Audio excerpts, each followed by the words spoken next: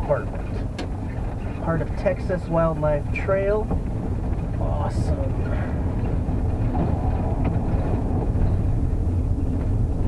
Yeah, this river looks pretty darn high right here. Going under the road. Yeah, it is pretty high.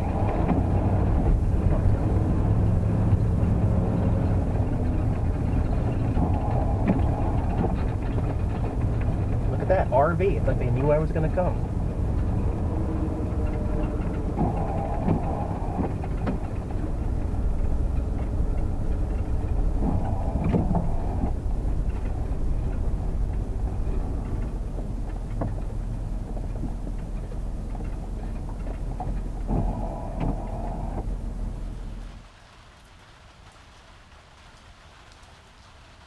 I don't care where you are in the winter, it can always rain on you. There's no state in this country that is exempt from the possibility of rain in the winter, even southern Texas. My fire's dying, I better go tend to it.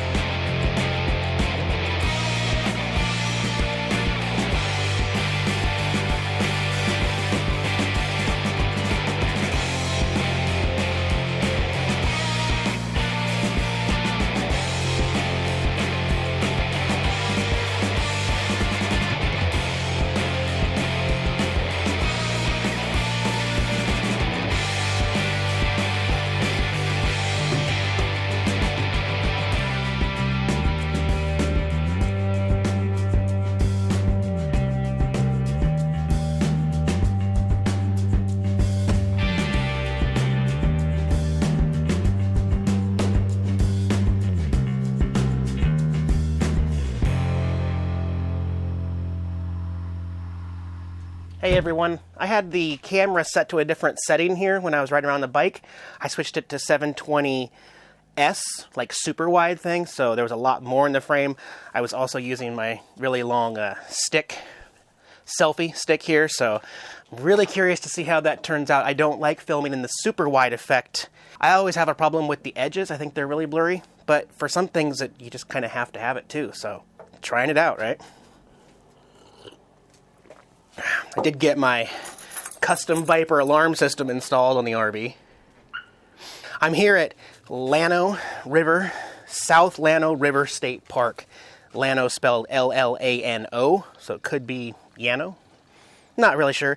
Tried to have a fire last night. It rained. I don't know if you Notice when I pulled in, it was sprinkling on the windshield. Yeah, didn't work. That wood was too wet to start with. It's really heavy, actually. So this is kind of my recharge place, Texas State Park. My first Texas State Park, actually. You know, because I only booked one day here, so overnight. Yesterday was kind of a total bust. I want to at least try to get as much out of it as I can. I have to check out by 2, but I can go park in one of the overflow parking lots and stay here until I think 4 p.m. is when they close the trails. Saw Jack's using the passenger dashboard up there. I think that's awesome. You know, it's just different than the driver's side. It's really flat right there. It has a little enclosure, you know, for keeping stuff up there, and Jack seems to think that's supposed to be a cat holder. I'm really glad it's not a complete washout today. Really glad about that. It's $20 a night to be here. There's also an $8 entrance fee, so $28. But it's not just camping. I mean, I much more prefer national parks and state parks. Don't mind paying the fee to get in because you get a lot more than just a concrete pad to park your RV and plug in. You get wildlife. You get, in the winter, you know, when I'm traveling around, you get the whole park to yourself pretty much. And it's really a nice park. There's all sorts of different plant life and hopefully wildlife. That's what I'm trying to get out there and see. We'll see what we can find, though.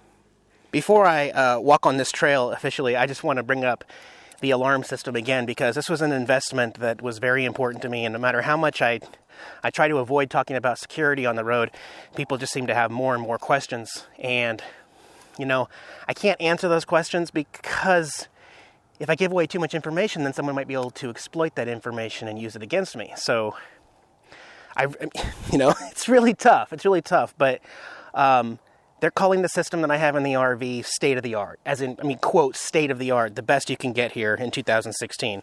And Viper, like most of the time when you're monitoring your system, you have to be within range. You know, whatever that range is. Once you're out of range, something happens in there, you're not going to get the notifications on your fob. But if you get the Viper Smart Start service, subscription service, so it's an extra $300 add-on device that goes into the alarm in the vehicle. And then basically what's happening is you're being able to track your vehicle through your phone and get notifications on what's going on, GPS through a cell phone signal instead of the antenna here. And that additionally is $100 a year. I think you can save a little bit if you buy 3 years up front. You know, it's kind of just peace of mind, like I said. For me on the road, it would have been nice to have something like this down in like Oakland when I was boondocking, or say you're just going to be gone for 3 hours at a sports game or something like that. You know, to be able to know that your phone is going to tell you, no matter where you are, your phone is going to tell you what's going on. Your driver's side window was smashed, like actually has a glass breaking thing. Your shock sensor went off, could have been a train or a bus or something, or a motorcycle. Your hood was popped. What are some of the other things? One of your window sensor alarms went off, or my side door light. It'll actually pop up. It's actually the passenger side rear door. That thing will pop open when my passenger side RV main door is open. So I kind of call it peace of mind right now, and I'm really confident that I could leave the RV anywhere. Maybe even be able to like be drinking coffee somewhere, and my phone says, "Hey, your alarm's going off." I can remotely turn off my alarm if it's a shock sensor, and I'm thinking, well, maybe it's just a train or a really noisy vehicle or something. So that's pretty much all I want to say about that. I guess it's not really answering questions of what kind of security you can get for an RV. I think no matter what, it's going to be a custom job. And, you know, go in there and tell them what you have. Tell them what your needs are. That's the main thing. Tell them exactly what you want to be secured on your RV, and they're going to work with you. You know, it's going to cost a little bit more than a standard installation, obviously. There's more parts involved and sensors and pins and everything, but, you know, you can secure your property if you want to. That's all I'm trying to say. And so, yeah, feeling good. Also, I want to debut something brand new, although I'm not technically changing my stickers or my logo or anything like that officially. Unofficially, I have an updated logo thanks to Eric at Scorpion Agency. Now, I've worked with Eric 3 times in the past to work on logos, and he's always hooked me up and done some really fine looking logos. So I really appreciate the effort there. I'll put some links to his site down there if you're looking for some custom work. I think he's really good, and just tell him what you want and he'll get you set up with a really cool logo. I'm really happy with my new logo. We're going to hit the Fawn Trail hike and bike trail. The bird blind. All right. Yeah, see, the sun's coming out now. The ground's still a little wet and soft because of all the moisture we got yesterday, but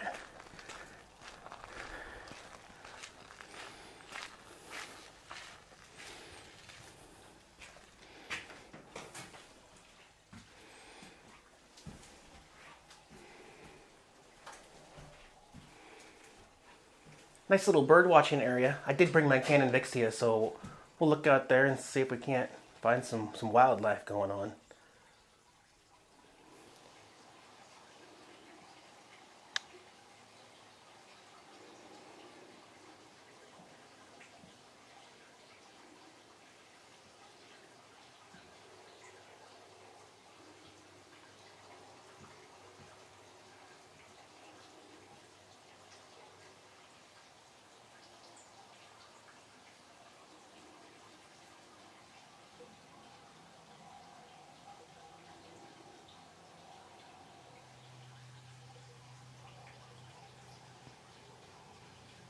Had to walk all the way back to the RV to get another battery.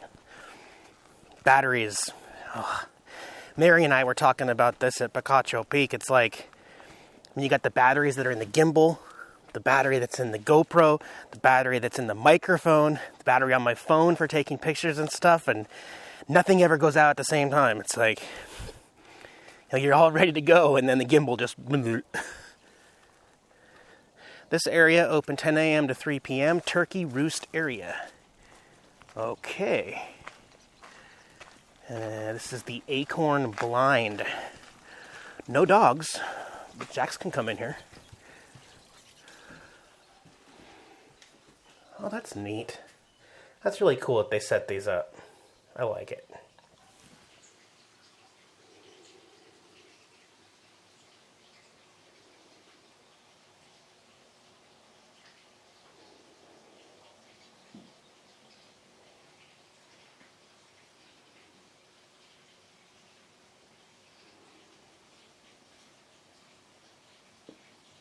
Must be bath time.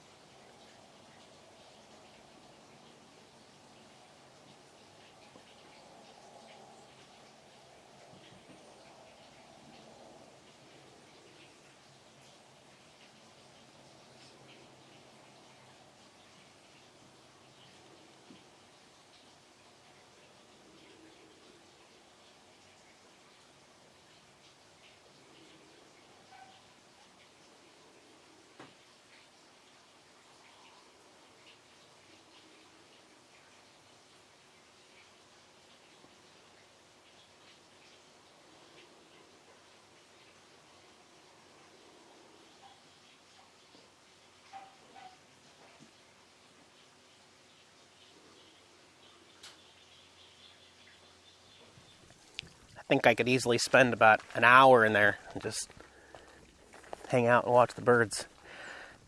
Turkey roost area. I ain't gonna lie, I have no idea what that means.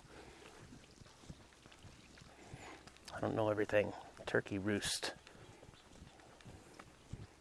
I'm kind of hoping I might see a turkey.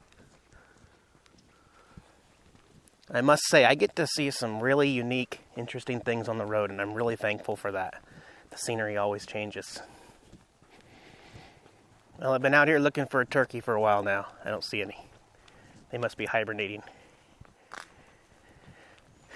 You know, what is it about me that is so drawn to water? I absolutely just love anything to do with lakes, creeks, streams, rivers, ocean. It's just so gorgeous. Not to mention it's quiet and peaceful, and there is just something in me that when I see water, I feel really content. Where's all the wildlife, though?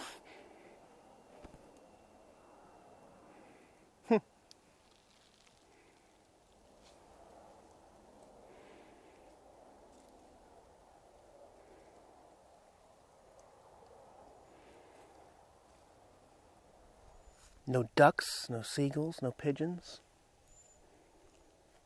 Oh well. I gotta start packing up because I gotta be out of my sight in about a half an hour. So I gotta pack everything up and go find another place to park, and then I may go on some more walks.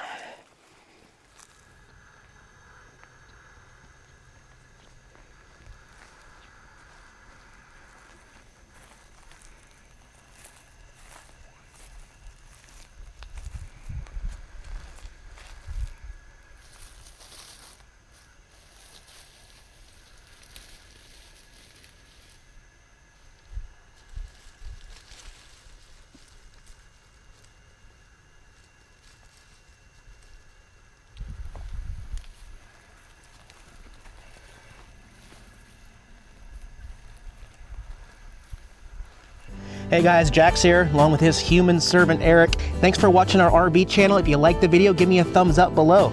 Don't forget to watch all of our other videos. We got some great material out there. Subscribe to our channel so you can get the latest updates here on the road. Can you say hi? Talk to you guys later.